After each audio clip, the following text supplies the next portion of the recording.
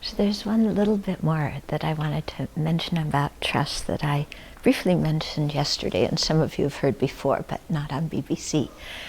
And that is that we have to think and decide for ourselves how much trust different people can bear and in what areas of life they can bear our trust.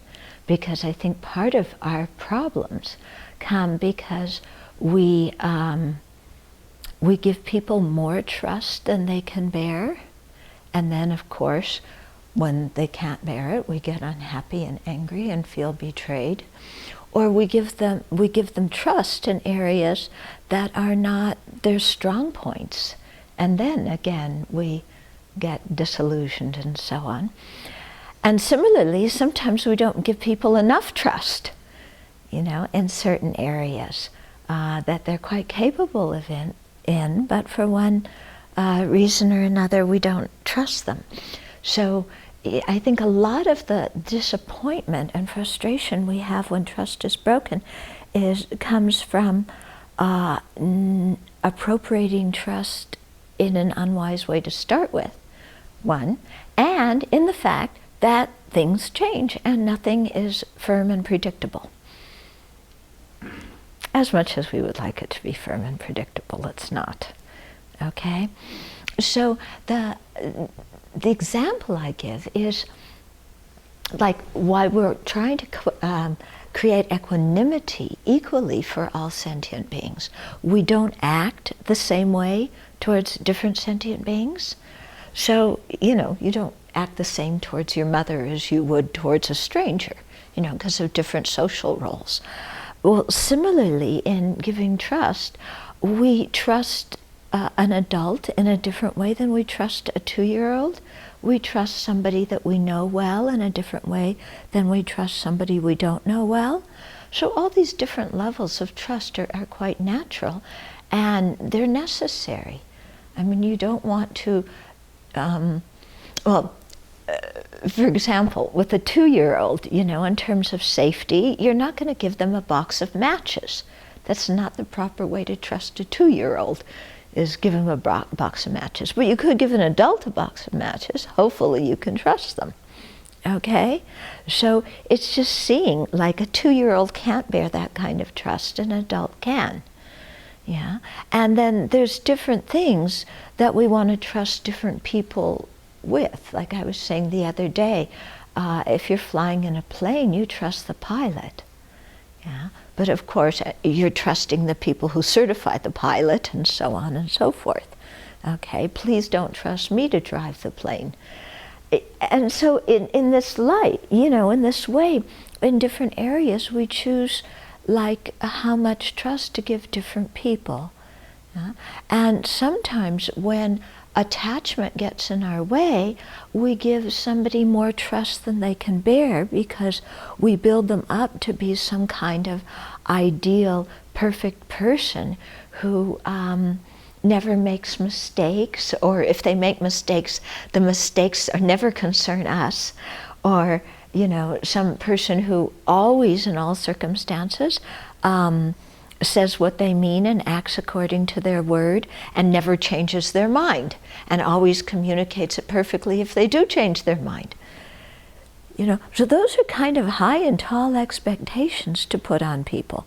But we often put those kind of expectations, when we trust other people without, giving there any room for the fact that people aren't perfect, that people often commit to things without examining them fully, or they commit to things having examined them fully, but find out that there's something more to it after they've committed, that they can't do, or they commit and then something in their circumstance changes and they can't keep their commitment, or they commit but then their mind gets overwhelmed by afflictions, or some other event happens in their life that takes them away from being able to fulfill what they said they're going to do. So I think a lot of, our problems come because we want everything to be nice and neat and orderly and predictable.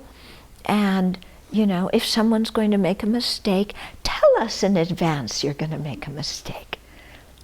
Yeah? Then we'll expect it. We won't be so disappointed when you do. Well, how's that going to happen? Do we tell other people in advance when we're going to make a mistake? No, we just make our mistake. Yeah? And it's the same thing with other people. So, this whole thing of the confusion we have in how much trust to give people and what areas to give them trust, and the confusion we have in making expectations that don't have any flexibility to them, I think this contributes to a lot of our disappointment and disillusion. Whereas if we have the expectation, oh yes, people are committing to this, but as they say, life happens. Different things arise in that person's life that, take priority for a certain period of time, or they change. Imagine that. They change. Gee, we meditate on impermanence, but do you think people really are supposed to change? Somehow we're missing joining our meditation to what life is about. Yeah? People make mistakes, all sorts of stuff happens. So when we form expectations, it should be, well, I expect this and this and this, but this and this and that and that and that and that may also happen, because none of us know what's going to happen until it happens. Yeah?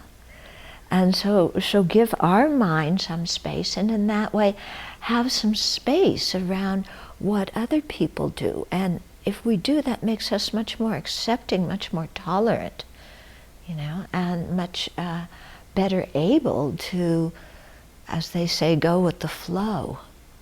Yeah? When we hold things very rigidly, then so much disappointment, frustration, and so on. Okay?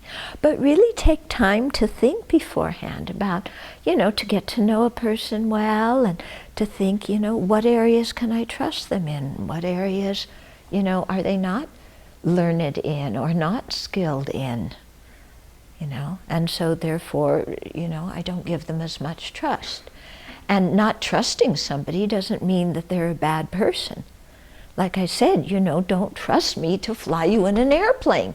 That doesn't mean you think I'm a bad person, because I can't do that. I think you're wise if you don't do that. Okay? So we determine things according to the situation, without creating good and bad on top of it. Yeah? Of course there are some areas where we really wish we could trust somebody, give somebody more trust than they're able to bear. Yeah?